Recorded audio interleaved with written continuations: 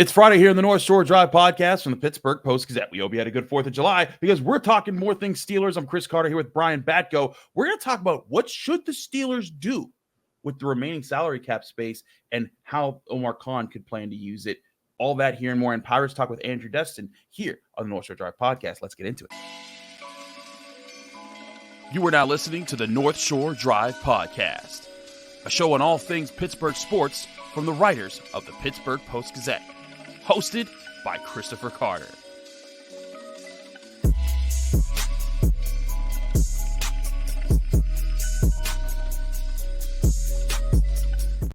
We're back here in the North Shore Drive podcast on the Pittsburgh Post-Gazette. I'm your host, Chris Carter, here with Brian Batko, one of our great Steelers beat writers. And as always, you can find this show every Monday, Wednesday, and Friday here on the North Shore Drive podcast, here on the Pittsburgh Post-Gazette's podcast network, where you can find us on your favorite audio platforms. You can also find us on YouTube. If you're watching us on YouTube, like this video if you enjoy it. Subscribe to this channel to get all the Monday, Wednesday, Friday episodes of the North Shore Drive podcast, as well as the daily content that comes out from all of our Pittsburgh sports writers here at the Pittsburgh Post-Gazette. And we are brought to you by Mike's Beer Bar, the best bar in all of Pittsburgh. When you go to Mike's Beer Bar, did you go to them on the 4th? You should have. If you didn't, you better get there this weekend. It's a great time with the Pirates in town, with the weather as it is. You could be outside in the North Shore enjoying one of their 500 different available beers. 300 of those beers are from the local Pittsburgh area, and 80 of those local beers are available on tap, and they're always switching new ones out. It's in and out. They're the best bar in all of Pittsburgh. More on them later. Brian.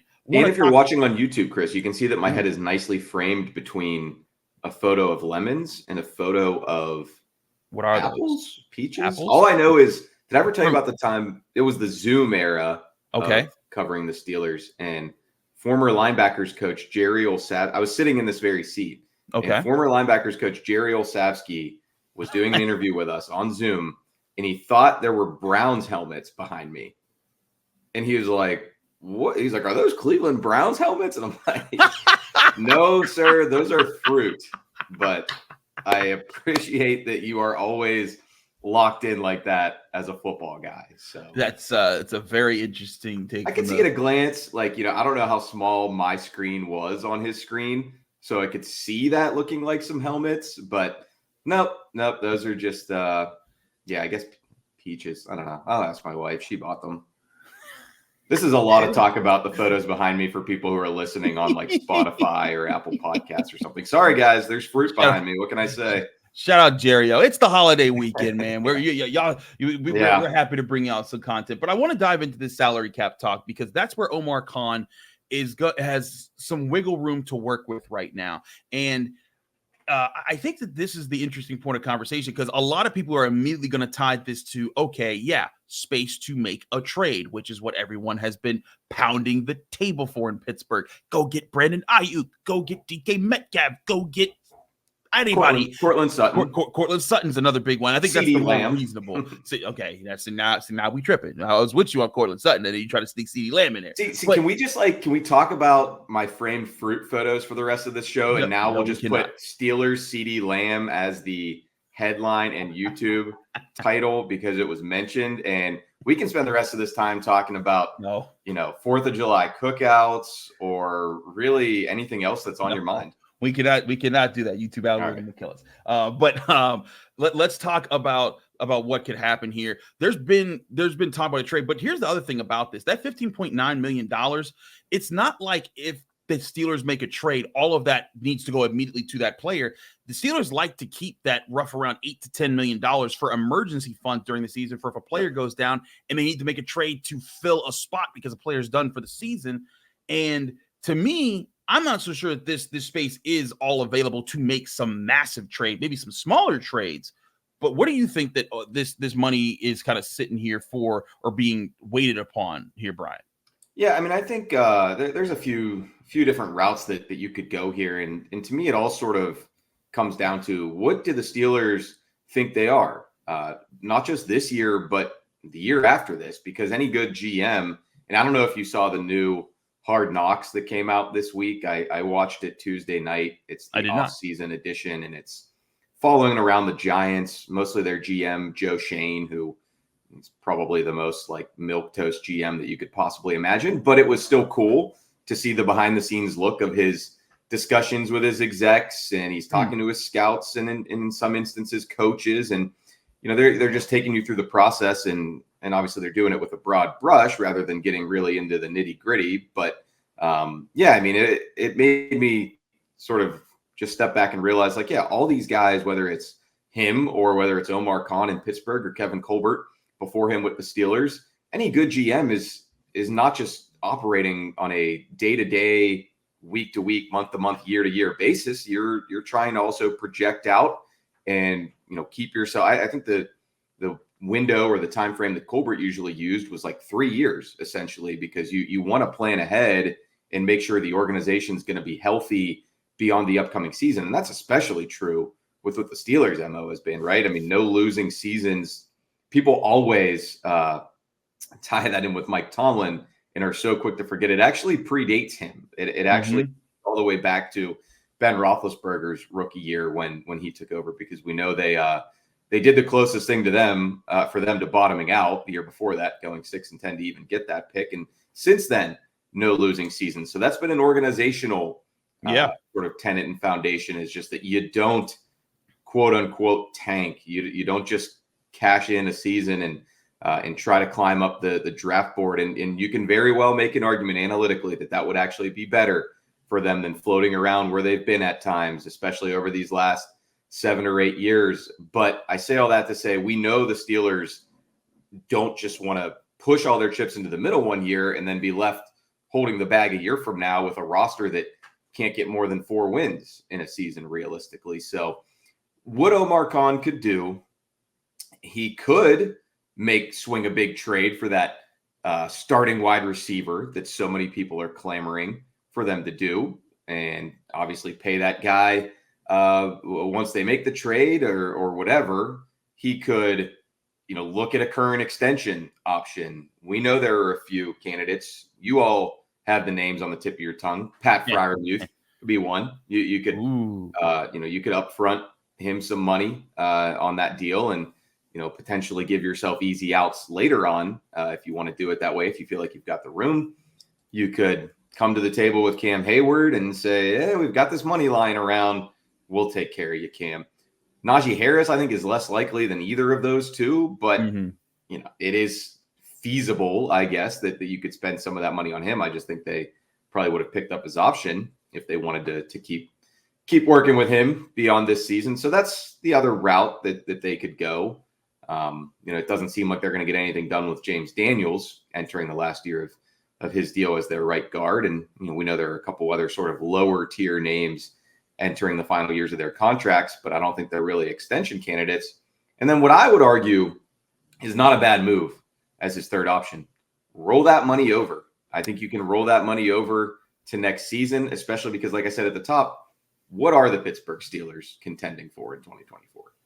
So I want to talk about that in the next segment here, because rolling the money over to next year could be a huge move for what is going to be a big year of Steelers figuring out the direction of how they want to take their core, their roster, because there's a lot of free agents set to be. We'll talk about that next here on the North Shore Drive podcast for the Pittsburgh Post-Gazette. Chris Carter, Brian Batko. But first, I want to remind you, this show is brought to you by Mike's Beer Bar, the best bar in Pittsburgh. When you go to Mike's Beer Bar, they have over 500 different available beers. 300 of those beers are from the local Pittsburgh area, and 80 of those local beers are available on tap. But also, they're right across the street from PNC Park. So if you're going to a Pirates game during the summer, you're enjoying a nice day out in Pittsburgh, stop by Mike's Beer Bar before, during, after the game, and you'll always get a great vibe of the city. You'll also get to watch any other sporting event on one of their 20 different televisions. You also get great food, where they have all things changing on a menu that's changing all the time. But the one thing they always have is steak on a stone, which is an amazing experience. You go there, you get your choice cut of steak brought to you on a heated stone. Every time you cut off a piece, you press it into the stone, and you choose how well done you want every single bite. Go to Mike's Beer Bar today to experience the best bar in Pittsburgh. And when you get there, tell them Chris sent you.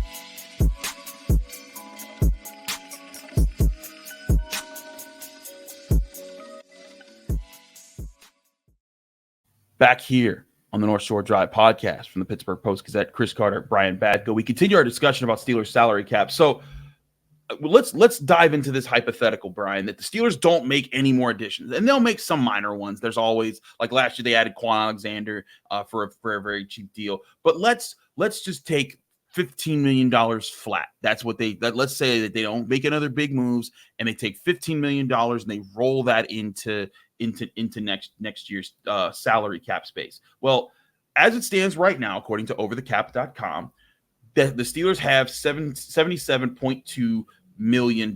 So you add another 15 to that, you have $92.2 million in cap space. That's a decent amount of space, but here's the thing. The Steelers have a lot of players to figure out what to do with that money with. Just some of the names on this list of who are free agents as currently scheduled to be next year, and you've said them just recently: Cam Hayward, James Daniels, Dante Jackson, Russell Wilson, Justin Fields, Elandon Roberts, Najee Harris, DeMonte KZ, Pat Freiermuth, Cameron Sutton, guys that, maybe some of these guys are just one and done season guys of what being brought to the team. But some of these guys have been core players for the Steelers, including Freiermuth, Hayward, Harris, guys that have been a big part of what they've been doing. And also guys like Roberts, who's played very well last year. I think that this is part of what Khan may be setting up, is to have as much flexibility to figure out what they need to do next year.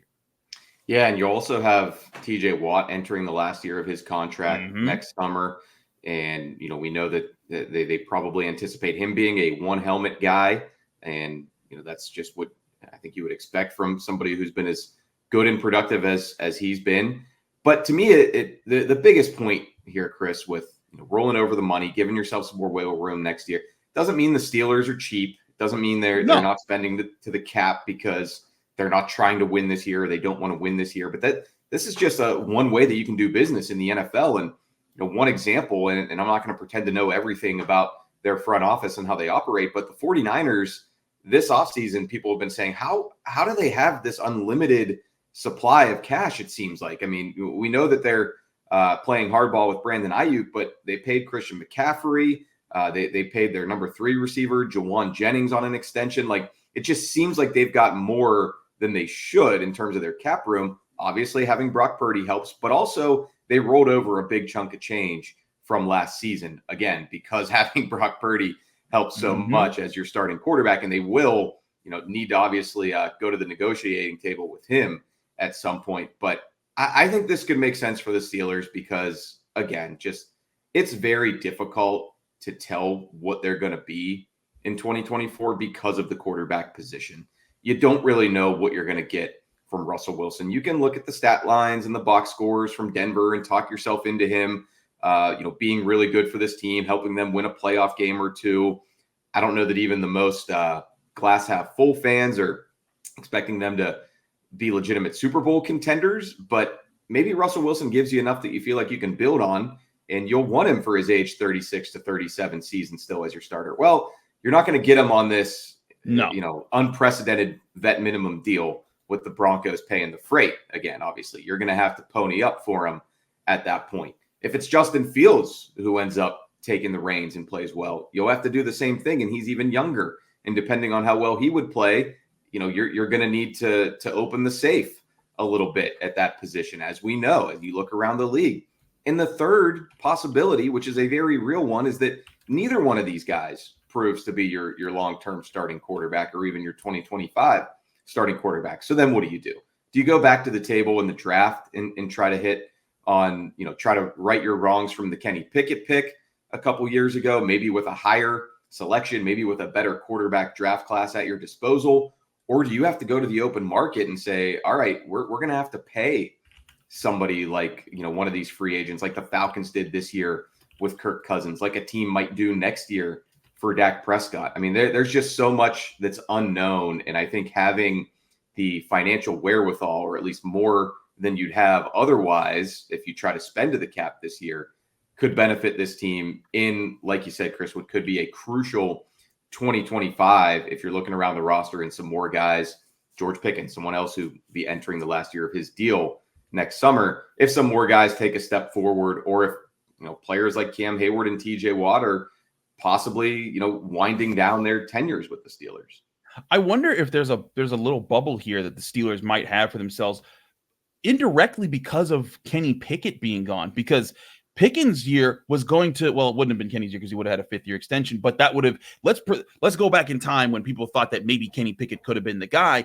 Theoretically, if you take that hypothetical alternate universe right there, the Steelers could be the Steelers could be in a position where they are thinking, hey, a franchise quarterback soon, and that's going to take a big chunk of money. Now you don't. Like, if you look at the Steelers pending free agents for 2026, it's TJ Watt, who, they're probably going to re-sign next year to a deal. There's Larry Ogunjobi, there's Isaac Seumalo, there's Cole Holcomb. But after that, Deshaun Elliott, Montravius Adams, Cordero Patterson, who's probably going to be, ready to retire anyways. And then you still have that, and then George Pickens, DeMarvin Allen, Calvin Austin. So, like, those aren't super heavy contracts that you could take there. Now, if George Pickens rises in the next few years, he might be the big deal of that group. Right.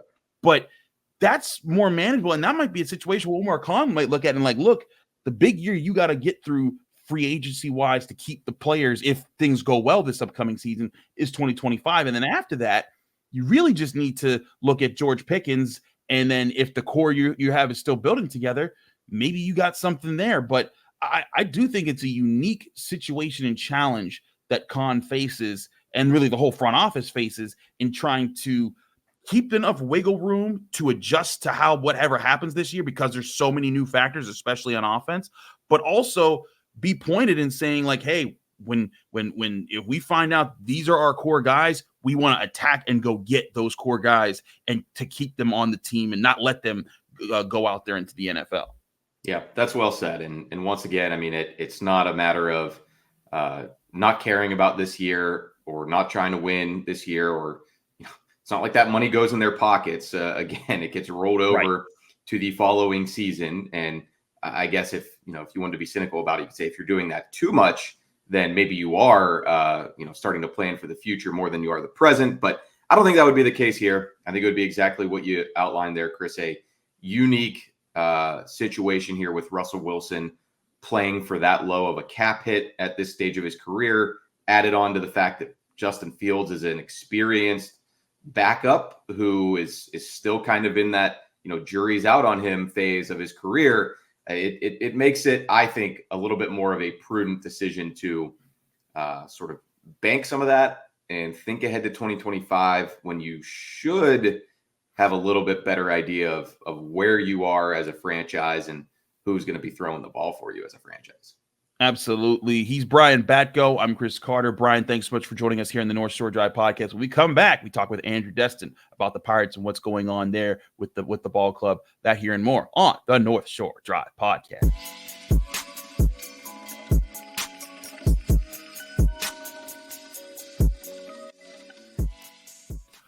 We're back here in the Northshore Drive podcast. I'm your host, Chris Carter. We're here now. We switch to the topic of the Pittsburgh Pirates with Andrew Destin, one of our great Pirates beat reporters. Andrew, I want to talk to you because we talked to Noah earlier in the week about the 10 games lined up for the Pirates after their 1-2 series loss to the Braves, and how important they were for the wild card chase and for the Pirates to show that they could stay in the wild card chase and kind of make a point that, hey, if you just invest a little bit more, this team could be a playoff team in Pittsburgh. But they dropped the Cardinals series 1-2. They now have 4 games at home against the Mets, starting tonight at 6:40 against the Mets, July 5th. And then they go on the road to face the Brewers before going on the road again to face the White Sox. But those Mets and Brewers series are crucial. Andrew, there were a lot of close games. In fact, 2 back-to-back extra inning games in the Cardinals series. What did you see coming out of that series that stuck out the most to you? Yeah, unfortunately, it's a little bit redundant what I'm going to say, right? It's the offense. You look at it, aside from the 2 extra inning games where you got a couple of runs, I think it was 3 extra when you include the game on Wednesday as well as the game on Thursday. But in regulation, across 27 innings, they had 8 runs as a team, right? That's not going to do it, especially against a Cardinals team that what they have on that opposite side with that lineup with guys like Paul Goldschmidt, Wilson Contreras, to name just a few. And this was, frankly, probably the series against the most winnable, or the most winnable of the 3 series. This Cardinals team, while they have been one of the better teams in baseball dating back to mid-May, frankly, this is not as good as the Mets are right now. The Mets are arguably the hottest team in baseball. and the Brewers have been the most consistent team in the National League Central all season. So the way you look at it on paper is this Cardinals series, you would have liked to take it in 2 out of 3. You would have liked to, especially when you have Jared Jones going one of the 3 starts, which I know we'll get into him a little bit more later. But it's just a matter of this offense continues to not show up to the degree that it needs to. I'm curious what external solutions can actually be transpiring that will make a big difference. I don't think it's going to be anything terribly tangibly significant at this rate, because we talk about the trade deadline, how important that's going to be.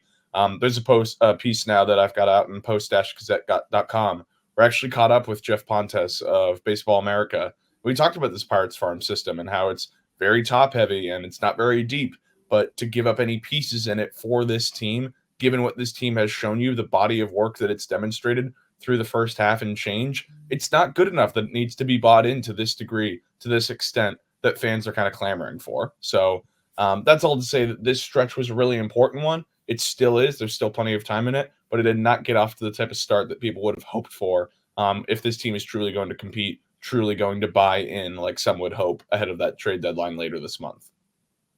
I hear you. And that's where I think that I think that's where we look at where the Pirates have been. It's been such an up and down season, and it's the big question that I think a lot of fans. It's easy to say, just go get some bats, go get this. But like you said, the cost of getting those bats or anybody right now to add to this team could shorten the window that you're trying to build right now to see. If the Pirates are going to be a playoff contender. That's something that you and me, you and Noah, we've talked about, even with Jason Mackey. We've all talked about how like the ideal situation for the Pirates is that the next 3 to 4 years are going to be the years that they might be the most suited to make a playoff push. But I also get Pirates fans who are just restless and want to take advantage of something while they have arguably the best rotation in baseball. So I hear you there, and I also understand there's going to be a pushback here. What's the biggest thing you're looking for with these upcoming Mets and Brewers series for the Pirates? Do Skeens takes the mound first on Friday? Is it just as simple as the bats needing to fix things, or is there something else that you think the pitching staff can lock down to maybe pull out maybe 5 of these next 7 games? Yeah, I think the key there is how do you make sure that the pitching isn't wasted, right? It's the hitting. It needs to show up. But I'm also curious to see what's going to happen with this pitching staff, right? Jared Jones is banged up with the right lat strain. He's now on the 15-day injured list. And I know they had skipped his start anyway, so maybe in recent memory, it didn't seem like, oh, it's that big a deal to not have Jared Jones available. But the reality is Martin Perez has come back from the IL. He's now got a couple starts under his belt. What can you get from him moving forward? I think that's really important for two reasons. One, does it bolster his trade value? And 2, how does that impact this club just in terms of on-field results? Like, this pitching has been so strong all season. There have been little signs of cracks of wearing and tearing, but they've been able to persevere. Can that continue against 2 very good teams? That's the thing that I'm most curious about, because I don't mean to speak for Paul Skeens, but I think he's going to show up against this Mets team. I think he'll show up against the Brewers when he faces them, assuming he does before the All-Star break, that he'll show up in that series as well. I truly do think that it's what can you get from the other pitchers? Can Mitch Keller bounce back from his most difficult start since September of last year? Can Martin Perez keep it up? Does a guy like Quinn Priester, who's on a rehab assignment, does he come back up here? Does Luis Ortiz slide in for a spot start, or do they bullpen a game again? That's what I'm most curious about, because I think the hitting at this point, I don't want to say that it's a foregone conclusion, but the body of work has kind of demonstrated to us what this team is. It's going to have some ebbs and flows. They're going to do just enough to help out on some nights where the pitching doesn't have it. They're going to have some nights where they explode, and there's going to be a lot of bagels, right? A lot of donuts. So I look at it as, can the pitching keep it up? Can they remain that consistent, stable force that it has been all year and has been so essential to the Pirates' success?